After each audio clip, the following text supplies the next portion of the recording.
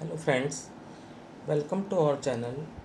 Students, हम स्वतंत्र भारत के 50 वर्ष class 10 history HBSC new syllabus 2022-23 के पिछले वीडियो में पॉइंट 1 to 6 जो है वो डिस्कस कर चुके हैं, जिसमें पहला देश का विभाजन था, दूसरा देशी रियासतों का एकीकरण, तीसरा संविधान का निर्माण, चौथा देश के प्रथम चुनाव, पांचवा राज्यों का पुनर्गठन और छठा फ्रांसीसी व पुर्तगाली क्षेत्रों की स्वतंत्रता।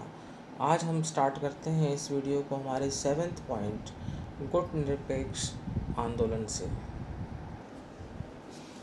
स्टूडेंट, 7th पॉइंट है हमारा गुटनिरपेक्ष आंदोलन। गुटनिरपेक्ष आंदोलन को हम कहते हैं नॉन अलाइंड मूवमेंट। तो गुटनिरपेक्ष आंदोलन यानी नॉन अलाइंड मूवमेंट नैम राष्ट्रों की एक अंतर्राष्ट्रीय संस्था है जिन्होंने निश्चय किया है कि वे विश्व के किसी भी पावर ब्लॉक के संग या विरोध में नहीं रहेंगे। यानी जब शीत युद्ध चल रहा था अमेरिका और सोवियत संघ के बीच में, तो उस समय जो है गुटनिरपेक्ष देश जो थे उन्होंने किसी भी पावर ब्लॉक का जो है साथ या जो है विरोध नहीं किया। वो न्यूट्रल रहे, वो किसी भी गुट में शामिल नहीं हुए। युद्ध की स्थिति में भारत इस नीति का उपयोग शांति स्थापना के लिए करता है। अभी जो रशिया यूक्रेन युद्ध हुआ है उसमें भी भारत की यही पॉलिसी रही है कि युद्ध की स्थिति में भारत इस नीति का उपयोग शांति स्थापना के लिए करता है। भारत का यही मत था कि जो विवाद है वो रशिया और यूक्रेन के बीच भी अब जो विवाद है वो शांतिपूर्ण ढंग से जो है उसका निपटारा हो। तो इसे हम कहते हैं गुटनिरपेक्षता। गुटनिरपेक्षता को दूसरे शब्दों में परिभाषित करते हुए कहा जा सकता है कि गुटनिरपेक्ष वे देश माने जा सकते हैं जो सैनिक गुटों के सदस्य न हों, मतलब वो किसी भी सैनिक गुट के मेंबर्स नहीं हों, युद्ध का समर्थन न करने वाले हों, जो कि ये कहें कि भाई युद्ध जो है होना चाहिए, ऐसी बात नहीं कहें, युद्ध का समर्थन न करें। कहने का मतलब ये है स्वाधीनता के समर्थक हों, स्वतंत्र विदेश नीति आदि का पालन करते हों, जिनकी जो फॉरेन पॉलिसी जो है वो इंडिपेंडेंट हो। 1961 में बेलग्रेड में अपने प्रथम शिखर सम्मेलन में 25 राष्ट्रों की भागीदारी से यह आंदोलन आरंभ हुआ था। गुटनिरपेक्ष आंदोलन का मुख्यालय इंडोनेशिया के जकार्ता में स्थित है। वर्तमान में इसके 120 सदस्य देश हैं। तो गुटनिरपेक्ष आंदोलन स्टूडेंट्स आपको समझ में आ गया होगा कि भाई युद्ध की स्थिति में जो है किसी भी देश का साथ न देना या विरोध नहीं करना, किसी भी पावर ब्लॉक में शामिल नहीं होना, न्यूट्रल रहना और उस चीज़ का समाधान जो है शांतिपूर्ण ढंग से होना, ये बात मानने वाले जो देश हैं वो गुटनिरपेक्ष देश कहलाते हैं। तो स्टूडेंट्स, मैंने आपको बताया कि जो गुटनिरपेक्ष देश होते हैं वो किसी भी सैनिक गुट के सदस्य नहीं होते, युद्ध का समर्थन नहीं करते, स्वाधीनता के समर्थक होते हैं और उनकी स्वतंत्र विदेश नीति होती है। अब चलते हैं अगले पॉइंट की तरफ। 8वां पॉइंट है हरित क्रांति। हरित क्रांति एक उच्च गुणवत्ता वाले बीज, रासायनिक उर्वरक व नहरी सिंचाई आधारित कृषि उत्पादन की एक नवीन प्रक्रिया थी जिसके द्वारा भारतीय कृषि में गत्यात्मक परिवर्तन लाने का प्रयास किया गया।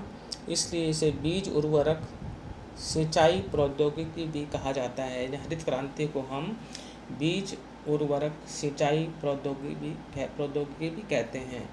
भारत में हरित क्रांति कृषि में होने वाली उस विकासशील विधि का नतीजा है जो कि 1960 के दशक में परंपरागत कृषि को और अधिक आधुनिक कर तकनीकी द्वारा प्रतिस्थापित किए जाने के रूप में जानी गई। उस समय यह तकनीक कृषि के क्षेत्र में तत्परता से आई, यानी फास्ट स्पीड से आई। इस तकनीक का इतनी तेज़ी से विकास हुआ कि इसने थोड़े ही समय में कृषि के क्षेत्र में इतने आश्चर्यजनक परिणाम दिए कि देश के योजनाकारों, कृषि विशेषज्ञों तथा राजनीतिज्ञों ने इसे अप्रत्याशित प्रगति को ही हरित क्रांति का नाम दे दिया। इसे हरित क्रांति की संज्ञा इसलिए भी दी गई क्योंकि इसने भारतीय कृषि को निर्बाध स्तर से ऊपर उठाकर आधिक्य स्तर पर पहुंचाया। तो एक पर लास्ट लाइन फिर देख लेते हैं। इसे हरित क्रांति की संख्या इसलिए भी दी गई, यानी इसे हरित क्रांति इसलिए भी कहा गया क्योंकि इसने जो भारतीय कृषि जो है उसके निर्बाध स्तर से ऊपर उठाकर आधिक्य स्तर पर पहुंचाया, इसीलिए इसे हरित क्रांति कहा जाता है। इसे हरित क्रांति की संख्या इसलिए भी दी गई क्योंकि इसने भारतीय कृषि को निर्बाध स्तर से ऊपर उठाकर आधिक्य स्तर पर पहुंचाया। अब चलते हैं 9th पर, जो कि है आपातकाल का दौर। इमरजेंसी जो सिचुएशन है, तो क्या हुआ था स्टूडेंट्स, 26 जून 1975 को इंदिरा गांधी ने आपातकाल की घोषणा की थी, इमरजेंसी डिक्लेयर कर दी थी। इस दौरान तत्कालीन प्रधानमंत्री इंदिरा गांधी के नेतृत्व वाली सरकार की सिफारिश पर तत्कालीन राष्ट्रपति फ़खरुद्दीन अली अहमद ने भारतीय संविधान की धारा 352 के अधीन देश में आपातकाल की घोषणा की थी। आर्टिकल 352 जो है उसमें प्रावधान है इमरजेंसी को डिक्लेयर करने का। तो उस समय जो हमारी प्राइम मिनिस्टर थी इंदिरा गांधी, उनके जो लीडरशिप वाली जो गवर्नमेंट थी, उसने ये सिफारिश की थी राष्ट्रपति फ़खरुद्दीन अली अहमद से कि भारतीय संविधान की धारा 352 के अधीन देश में आपातकाल लगाया जाए। तो राष्ट्रपति ने, फ़खरुद्दीन अली अहमद ने प्रधानमंत्री इंदिरा गांधी के नेतृत्व वाली सरकार के कहने पर आपातकाल की घोषणा की थी। 26 जून 1975 की सुबह तत्कालीन प्रधानमंत्री इंदिरा गांधी ने रेडियो पर आपातकाल की घोषणा की थी। इंदिरा गांधी के इस ऐलान से पूरा देश चौकन्ना रह गया था, यानी ये कि बहुत ही सरप्राइजिंग घोषणा थी जिसने सबको हैरान कर दिया था। इसे भारतीय लोकतंत्र के काले दिनों में से एक बताया जाता है। तो इमरजेंसी जो डिक्लेयर हुई थी उस समय इंडिया में, उसे जो है एक ब्लैक डेज के रूप में जाना जाता है। आपातकाल की यह घोषणा 21 मार्च 1977 तक लगी रही। तो ये तो था आपातकाल का दौर जो 26 जून 1975 से लेकर 21 मार्च 1977 तक रहा। अब आते हैं हमारे 10 नंबर पॉइंट पर, जो कि है शाहबानो मामला, जिसे हम शाहबानो केस भी कहते हैं। शाहबानो मामला आज़ाद भारत के इतिहास में सबसे चर्चित मामलों में से एक रहा है।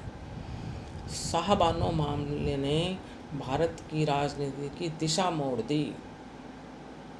शाहबानो एक साधारण मुस्लिम थी जिनका निकाह इंदौर के वकील मोहम्मद अहमद खान से 1932 में हुआ था। बाद में इन्होंने दूसरी शादी भी कर ली थी और फिर कहीं जाकर 62 साल की उम्र में शाहबानो को मोहम्मद अहमद खान ने तलाक दे दिया। तो ये मामला जो था कि भाई मुस्लिम्स में जो है तलाक की प्रथा है, तो उसी समय एक मुश्त जो राशि दे दी जाती थी। शाहबानो ने ये मामला उठाया कि भाई उनके जो है 5 बच्चे हैं, तो वो उनका निर्वाह कैसे करेगी। तो शाहबानो ने जो है कोर्ट की शरण ली। शाहबानो ने गुजारा भत्ता पाने के लिए इंदौर की स्थानीय अदालत में एक केस दायर किया। जैसे उनके पति ने उनको तलाक दिया 62 साल की उम्र में, तो शाहबानो चाहती थी कि उसे गुजारा भत्ता मिले, और इसके लिए उन्होंने इंदौर की स्थानीय अदालत में एक केस दायर किया। कोर्ट ने अगस्त 1979 को शाहबानो के पति को 25 रुपये प्रति माह गुजारा भत्ता देने के आदेश दिए। कोर्ट के इस फैसले पर मध्य प्रदेश हाई कोर्ट में शाहबानो द्वारा रिव्यू पिटीशन लगाई गई कि भाई 25 रुपये प्रति माह जो है वो काफ़ी जो है उसको कम लगा, तो उन्होंने इसके लिए रिव्यू पिटीशन लगाई मध्य प्रदेश हाई कोर्ट में। 1 जुलाई 1980 को हाई कोर्ट ने रिव्यू पिटीशन पर शाहबानो के पक्ष में फैसला देते हुए गुजारा भत्ते में बढ़ोतरी करते हुए इसे 179 रुपये 20 पैसे कर दिया, 179.20 रुपये कर दिया। शाहबानो के पति ने इस फैसले के विरुद्ध भारत की सर्वोच्च अदालत यानी सुप्रीम कोर्ट में अपील की। इस मामले की सुनवाई करीब 4 साल तक चलती रही और 23 फरवरी 1985 को सुप्रीम कोर्ट ने एक मत से हाई कोर्ट द्वारा दिए गए फैसले को सही ठहराया। यानी जो फैसला था मध्य प्रदेश हाई कोर्ट का, उसको सुप्रीम कोर्ट ने बिल्कुल सही ठहराया। शाहबानो केस पर सुप्रीम कोर्ट का फैसला आते ही कई मुस्लिम तबकों में गहरे गुस्से और रोष का असर देखने को मिला और कई संगठन इस फैसले के विरोध में सड़क पर उतर आए। यानी जो मुस्लिम जो तबका था वो गुस्से में आ गया और रोष प्रकट किया और सड़कों पर मुस्लिम संगठन आ गए। शाहबानो केस से उठे तूफान को शांत करने के लिए कई कांग्रेसी नेताओं ने प्रधानमंत्री, उस समय राजीव गांधी प्रधानमंत्री थे जब ये सुप्रीम कोर्ट का फैसला आया था, क्योंकि 1984 में श्रीमती इंदिरा गांधी की मृत्यु हो गई थी, उसके बाद राजीव गांधी जी प्रधानमंत्री बने थे। तो शाहबानो केस से उठे तूफान को शांत करने के लिए कई कांग्रेसी नेताओं ने प्रधानमंत्री राजीव गांधी को सुप्रीम कोर्ट के फैसले को 2/3 बहुमत से बदल देने की सलाह दी। तो राजीव गांधी ने उनकी बात मान ली और इस फैसले को पलटने के लिए संसद में द मुस्लिम एक्ट 1986 को लाया गया। इस एक्ट को संसद द्वारा पास कर दिया गया और इसी के साथ कांग्रेस पर मुस्लिम तुष्टीकरण का एक कभी न मिटने वाला किस्सा सदा के लिए अस्तित्व में आ गया।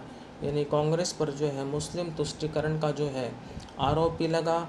तो इस तरह से जब 2/3 बहुमत से ये जो एक्ट जो है 1986 में पास हुआ, द मुस्लिम एक्ट 1986 जो है महिलाओं से संबंधित, तो इसने जो है कांग्रेस पर मुस्लिम तुष्टीकरण का एक कभी न मिटने वाला किस्सा सदा के लिए अस्तित्व में आ गया और इस तरह से शाहबानो जो है केस को जीत कर भी जो है हार गई।